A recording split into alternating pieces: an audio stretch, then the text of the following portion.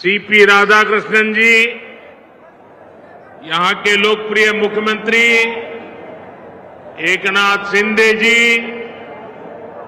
केंद्रीय मंत्रिमंडल के मेरे साथी शिवराज सिंह चौहान, राजीव रंजन सिंह, महाराष्ट्र के डिप्टी सीएम देवेंद्र फडणवीस, अजित पवार, केंद्र और राज्य सरकार के अन्य मंत्रीगण, सांसद, विधायक और यहां दूर दूर से आए हुए बंजारा समाज के मेरे भाई बहन, देश भर के किसान भाई बहन और अन्य सभी महानुभाव और महाराष्ट्र के मेरे भाइयों और बहनों, मैं वाशिम की इस पावन धरती से पोहरा देवी माता को प्रणाम करता हूं।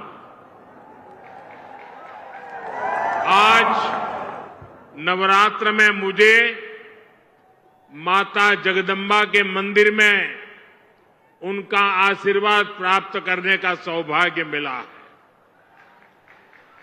मैंने संत सेवालाल महाराज और संत रामराव महाराज जी की समाधि पर जाकर उनका आशीर्वाद भी लिया है। मैं इस मंच से इन दोनों अपने महान संतों को शीश झुका करके नमन करता हूं। आज महान योद्धा और गोंडवाना रानी दुर्गावती जी की जन्म जयंती भी है। पिछले वर्ष देश ने उनकी 500वीं जन्म जयंती मनाई थी। मैं रानी दुर्गावती को भी नमन करता हूं। साथियों, आज हरियाणा में मतदान भी हो रहा है। मैं हरियाणा के सभी देशभक्त लोगों से अपील करूंगा कि ज्यादा से ज्यादा संख्या में वोट करें। आपका वोट हरियाणा को विकास की नई ऊंचाई पर ले जाएगा। साथियों, नवरात्रि के इस पवित्र समय में मुझे अभी पीएम किसान सम्मान निधि की 18वीं किस्त जारी करने का अवसर मिला है। देश के 9.5 करोड़ किसानों के खातों में आज 20,000 करोड़ रुपए ट्रांसफर किए गए हैं। महाराष्ट्र की डबल इंजन की सरकार तो यहां के किसानों को डबल फायदा पहुंचा रही है। नमो शेतकारी महासम्मान योजना के तहत महाराष्ट्र के 90 लाख से ज्यादा किसानों को करीब 1900 करोड़ रुपए दिए गए हैं। आज कृषि, पशुपालन और किसान उत्पाद संघ एफपीओ से जुड़े सैकड़ों करोड़ रुपए के प्रोजेक्ट भी जनता को समर्पित किए गए हैं। पोहरा देवी के आशीर्वाद से मुझे अभी लाड़की बहन योजना की लाभार्थियों को मदद देने का भी सौभाग्य मिला है। ये योजना नारी शक्ति का सामर्थ्य बढ़ा रही है। मैं महाराष्ट्र के भाई बहनों को, देश के सभी किसान भाई बहनों को हार्दिक बधाई देता हूं।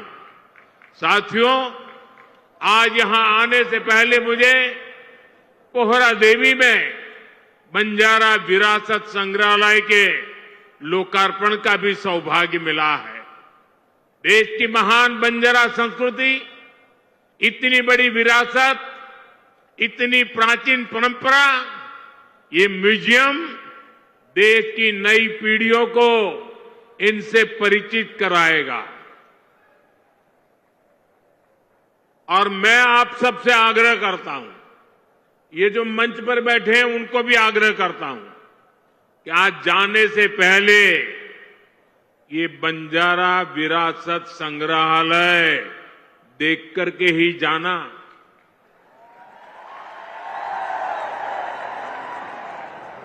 मैं देवेंद्र जी को बधाई देता हूं। इन्होंने पहली सरकार के समय जो संकल्पना की और इसने उत्तम तरीके से आज मैंने इसको बना हुआ देखा, मन को बहुत ही संतोष हुआ, आनंद हुआ। और मैं तो आपसे आग्रह करूंगा आप तो देखें, आपके पूरे परिवार को बाद में समय निकाल करके इसे देखने के लिए जरूर भेजें। मैं अभी पोहरादेवी में बंजारा समुदाय के भी कुछ महानुभावों से मिलकर के आया। इस म्यूजियम के जरिए उनकी विरासत को जो पहचान मिली है, उसका संतोष और गर्व का भाव उनके चेहरों पर था। मैं आप सभी को बंजारा विरासत म्यूजियम की बधाई देता हूं। साथियों, जिसको किसी ने नहीं पूछा, उसको मोदी पूजता है। हमारे बंजारा समाज ने भारत के सामाजिक जीवन में, भारत की निर्माण यात्रा में बहुत बड़ी भूमिका निभाई है। कला, संस्कृति, आध्यात्म, राष्ट्र रक्षा, व्यापार, हर क्षेत्र में इस समाज के महापुरुषों ने, महान विभूतियों ने देश के लिए क्या कुछ नहीं किया। राजा लखी शाह बंजारा, उन्होंने विदेशी शासकों के कितने अत्याचार सहे, उन्होंने समाज की सेवा में अपना जीवन समर्पित कर दिया।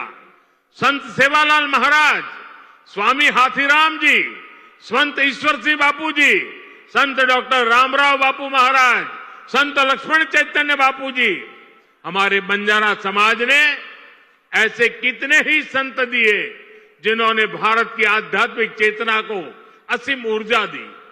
पीढ़ी दर पीढ़ी, सैकड़ों हजारों वर्ष से समुदाय भारत की संस्कृति और परंपराओं को सहेजता और संवारता आया है। आजादी की लड़ाई के समय अंग्रेज सरकार ने इस पूरे समुदाय को ही अपराधी घोषित कर दिया था। लेकिन भाइयों बहनों, आजादी के बाद ये देश की जिम्मेदारी थी कि बंजारा समाज की चिंता करे, उन्हें सही सम्मान दे। और उस समय कांग्रेस की सरकारों ने क्या किया? कांग्रेस की नीतियों ने इस समाज को मुख्य धारा से काट कर रखा। आजादी के बाद कांग्रेस पार्टी पर जिस परिवार ने कब्जा किया, उसकी सोच शुरू से ही विदेशी रही है। अंग्रेजी हुकूमत की तरह ही ये कांग्रेसी परिवार भी दलित, पिछड़ा, आदिवासियों को अपने बराबर नहीं मानते। इन्हें लगता है भारत पर एक परिवार की ही हुकूमत रहनी चाहिए, क्योंकि अंग्रेज उन्हें ये हक देकर गए थे। इसलिए उन लोगों ने बंजारा समाज के प्रति हमेशा अपमानजनक रवैया बनाए रखा। साथियों, एनडीए की केंद्र सरकार ने ही गुमंतु, अर्धगुमंतु समुदाय के लिए कल्याण बोर्ड का गठन भी किया है। इस समाज के सांस्कृतिक पहचान को सही सम्मान मिले, इस दिशा में भी बीजेपी सरकार और एनडीए सरकारें लगातार काम कर रही है। विकास की गति तेज करने के लिए यहां राज्य सरकार ने संत सेवालाल महाराज बंजारा तांडा समृद्धि अभियान भी चलाया है। साथियों, हमारे इन प्रयासों के बीच आपको ये भी याद रखना है कि कांग्रेस और महाआघाड़ी का आपके प्रति क्या रवैया रहा है।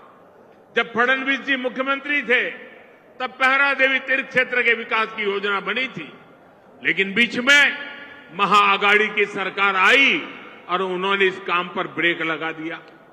पोहरा देवी तीर्थ क्षेत्र का विकास तब आगे बढ़ा जब महायुति शिंदे जी के नेतृत्व में फिर से यहां सरकार बनी। आज इस योजना पर 700 करोड़ रुपए खर्च किए जा रहे हैं। इस तीर्थ स्थल के विकास से भक्तों को आसानी होगी और आसपास के क्षेत्रों में विकास भी तेज होगा। भाइयों और बहनों, बीजेपी अपनी नीतियों से वंचित समाज को आगे बढ़ाना चाहती है, जबकि कांग्रेस सिर्फ लूटना जानती है। कांग्रेस गरीब को गरीब बनाकर रखना चाहती है। कमजोर और गरीब भारत कांग्रेस को, उसकी राजनीति को बहुत सूट करता है। इसलिए आप सभी को कांग्रेस से बहुत सावधान रहना है। आज कांग्रेस को पूरी तरह से अर्बन नक्सल का गिरोह चला रहा है। कांग्रेस को लगता है कि अगर सब एक हो गए तो देश को बांटने का उनका एजेंडा फेल हो जाएगा। इसलिए हमें आपस में लड़वाना चाहते हैं। पूरा देश देख रहा है कांग्रेस के खतरनाक एजेंडों को विकास सपोर्ट, किसका सपोर्ट मिल रहा है? जो लोग भारत को आगे बढ़ने से रोकना चाहते हैं वो इन दिनों कांग्रेस के सबसे करीबी दोस्त हैं। इसलिए समय एक होने का है। हमारी एकता ही देश को बचाएगी। भाइयों और बहनों, मैं महाराष्ट्र के लोगों को कांग्रेस की एक और करतूत बताना चाहता हूं। आपने खबरों में देखा होगा, अभी दिल्ली में हजारों करोड़ रुपए का ड्रग्स पकड़ा गया। और देखिए दुख की बात, इस ड्रग्स रैकेट का मुख्य सरगना कौन निकला? कांग्रेस का एक नेता उसका मुख्य सरगना निकला। कांग्रेस युवाओं को नशे की लत में धकेलकर उस पैसे से चुनाव लड़ना और जीतना चाहती है। हमें इस खतरे से सावधान रहना है और दूसरों को भी सावधान करना है। हमें साथ मिलकर ये लड़ाई जीतनी होगी। साथियों, आज हमारी सरकार का हर निर्णय, हर नीति विकसित भारत को समर्पित है और विकसित भारत का बहुत बड़ा आधार हमारे किसान हैं। किसानों को सशक्त बनाने की दिशा में आज कई बड़े कदम उठाए गए हैं। आज 9,200 किसान उत्पाद संघ एफपीओ देश को समर्पित किए गए हैं। अभी कृषि के लिए कई इंफ्रास्ट्रक्चर प्रोजेक्ट का भी लोकार्पण हुआ है। इनसे कृषि उत्पादों के स्टोरेज, प्रोसेसिंग और प्रबंधन की क्षमता बढ़ेगी। ये सारे प्रयास किसानों की आय बढ़ाने में मदद करेंगे। वैसे यहां महाराष्ट्र में तो किसानों को एनडीए सरकार में डबल फायदा हो रहा है। एकनाथ जी शिंदे की सरकार ने किसानों का बिजली बिल भी जीरो कर दिया है। आमच्या शेतकऱ्यांना विजेचे बिल मिळत आहेत त्यावर शून्य लिहिलेले आहे ना। साथियों, महाराष्ट्र के किसानों ने, विदर्भ के किसानों ने कई दशकों तक बड़े संकटों का सामना किया है। कांग्रेस और उसके साथियों की सरकारों ने किसानों को बदहाल और गरीब बनाने में कोई कोर कसर नहीं छोड़ी थी। यहां जब तक महाआघाड़ी की सरकार थी उसके दो ही एजेंडे थे। पहला, किसानों से जुड़ी परियोजनाओं को ठप करना। दूसरा, इन परियोजनाओं के पैसे में भ्रष्टाचार करना। हम केंद्र से महाराष्ट्र के किसानों के लिए पैसा भेजते थे, लेकिन महाआघाड़ी सरकार उसमें बंदर बांट करके खा जाती थी। कांग्रेस ने हमेशा किसानों का जीवन मुश्किल बनाया है। वो आज भी वही पुराना खेल खेल रही है।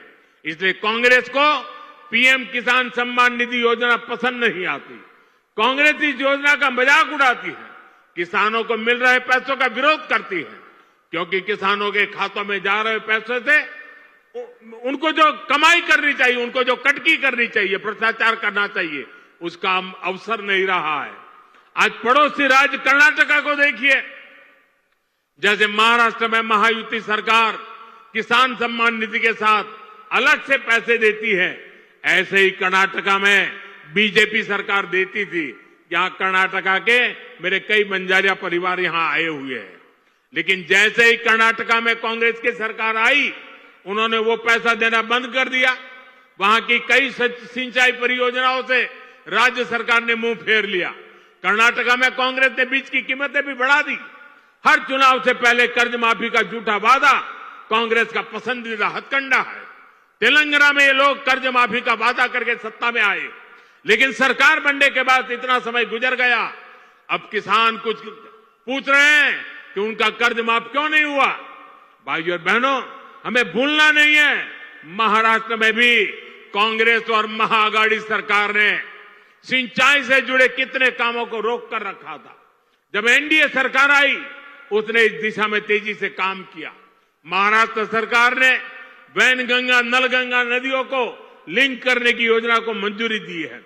करीब 90,000 करोड़ रुपए की इस परियोजना से अमरावती, यवतमाल, अकोला, बुल्डाना, वाशिम, नागपुर और वर्धा में पानी की कमी को दूर होगी। महाराष्ट्र की सरकार कपास और सोयाबीन की खेती करने वाले किसानों को आर्थिक मदद भी दे रही है। किसानों के खातों में कपास और सोयाबीन के लिए 10-10 हजार रुपए दिए जा रहे हैं। हाल ही में अमरावती के टेक्सटाइल पार्क का शिलान्यास भी किया गया। इस पार्क से कपास किसानों को बड़ी मदद मिलेगी। साथियों, हमारे महाराष्ट्र में देश की आर्थिक प्रगति का नेतृत्व करने की असीम क्षमता है। ये तभी होगा जब गांव, गरीब, किसान, मजदूर, दलित, वंचित सबको आगे बढ़ाने का अभियान मजबूती से चलता रहेगा। मुझे विश्वास है आप सब अपना आशीर्वाद बनाए रहेंगे। हम सब साथ मिलकर विकसित महाराष्ट्र, विकसित भारत के सपने को पूरा करेंगे। इसी कामना के साथ मैं एक बार फिर हमारे किसान साथियों और मेरे बंजारा समाज के सब भाई बहनों को बहुत बहुत बधाई देता हूं। मेरे साथ बोलिए भारत माता की, भारत माता की, भारत माता की। बहुत बहुत धन्यवाद।